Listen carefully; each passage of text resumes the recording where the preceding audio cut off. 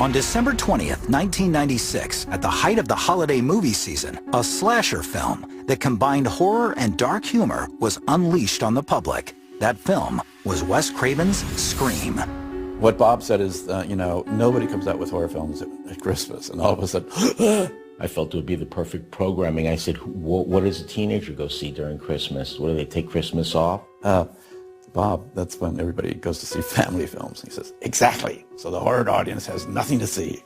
So there was the idea to say, great, you know what, let's go against the grain and let's build the audience from there. And lo and behold, he puts it out at Christmas. Everybody was thinking that we're doomed. Variety, 4 weeks before we came out, called us DOA. While the film earned $6.4 million in its opening weekend, it was hardly the early Christmas present everybody had been hoping for. I got the numbers in the first weekend, and it was like, okay. I said, that's it. People were writing Wes Craven's washed up, which I get about every 10 years. We went to see our movie, and there was nobody in the audience. Do you want to die, Sydney? We thought, we didn't nail it, we didn't get it, it's not going to make a lot of money. Despite early critical pans and a less than spectacular opening, Scream began to show signs of life. There was something special happening. The second week, it made about the same. No drop. I can't emphasize what a big deal that is. No drop. Third weekend, up higher than the first weekend. Everybody went, wow. And then bang, it took off. While audiences were shocked and delighted by the film, so too were the cast and filmmakers by Scream's rise to success. It was like word of mouth. Once that happened, I was like, uh-oh, we're on to something. It was the picture that just would not quit. It was just like, wow, this movie is really the little scary movie engine that could. And then it just kept going and going and going until it made, $5 billion or whatever. The film eventually brought in a final tally of $103 million in the United States, staying in theaters an astounding 31 weeks. The movie held the record for a long time as the highest grossing horror movie of all time. The movie made over $100 million and cost 16, so it's pretty good math. Scream, a film that reinvigorated the horror genre, not only broke box office records, it even won Best Film at the 1997 MTV Movie Awards. Clearly, the film was connecting with its audience in a powerful way. It was something you'd never seen before. That's, I think, one of the reasons why the movie did so well at the time.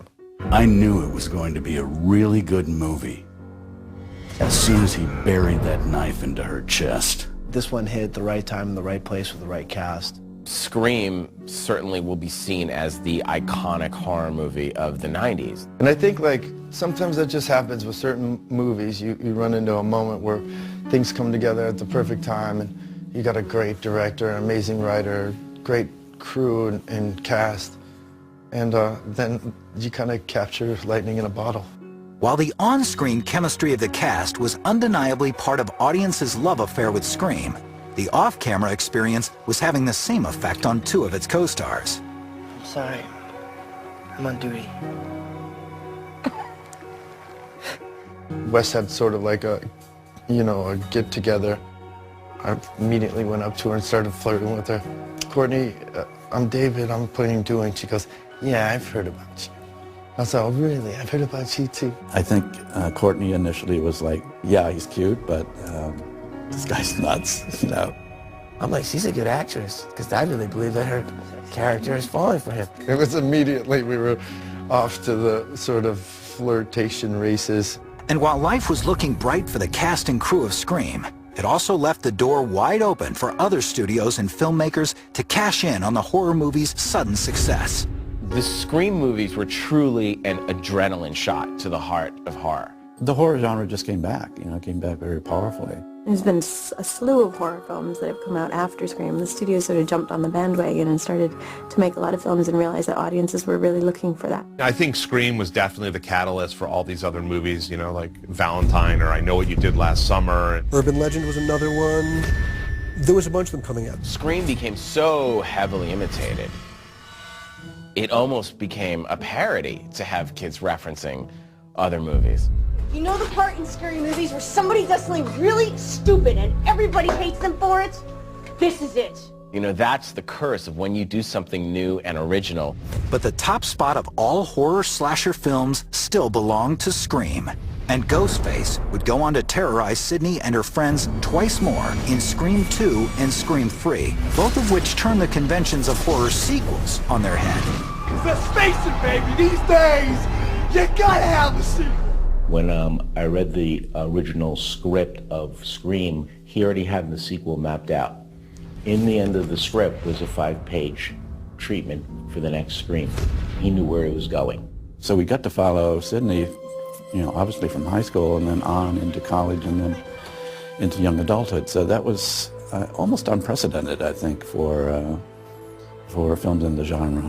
And really, one of the things that kept me with it. It's been the same cast throughout, and also we've had a lot of the same crew throughout, which is wonderful because it feels like going back to summer camp every time we do it.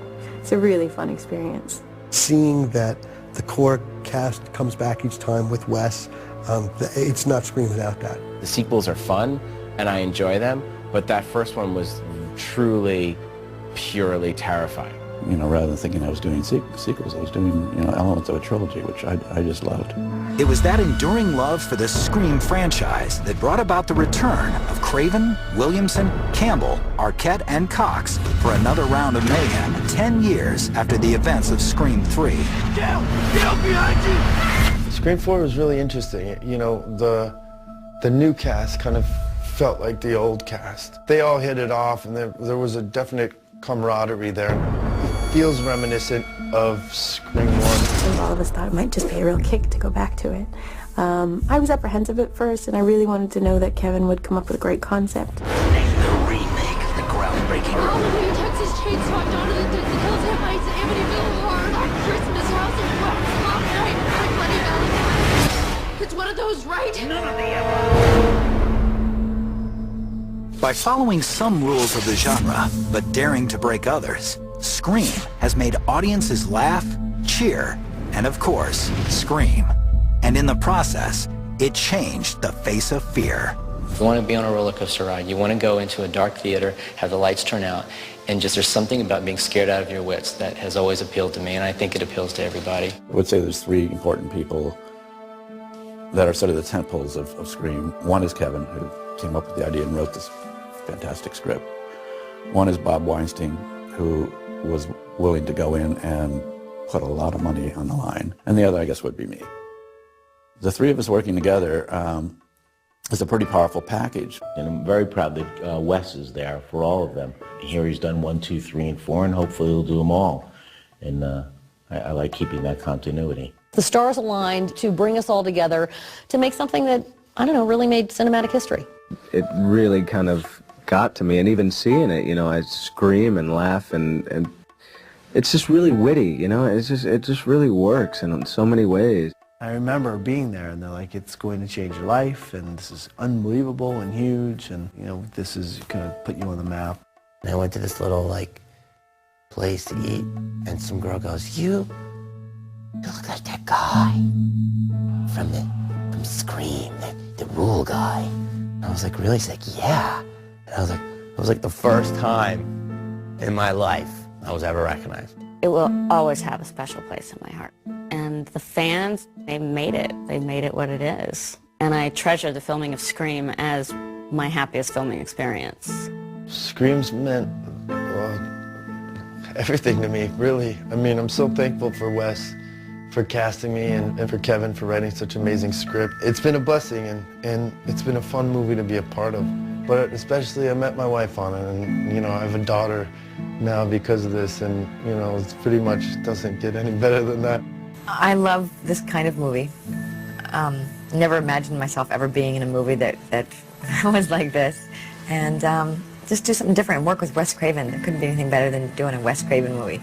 So it was a fantastic ride, and it's been one ever since. I think Kevin Williamson wrote a brilliant script from the beginning. We managed to pull off its brilliance. I think audiences love them. I think they're highly entertaining. They were great successes. They did great things for all of our careers. They were really fun to make. Yeah, and I'm really grateful to have had them in my life. It was my first film, and I got to work with, you know, one of my idols, Wes Craven, who actually, you know, has become a good friend, and it's been like a love experience for me. I couldn't have asked for a better first foray into movie making. As a director, You know, it's my most successful film by far, and it has kept me in touch with a very young audience, a very smart audience, and I'll keep making them as long as it's fun. Thank you all, and love you all, and I gut you like fish.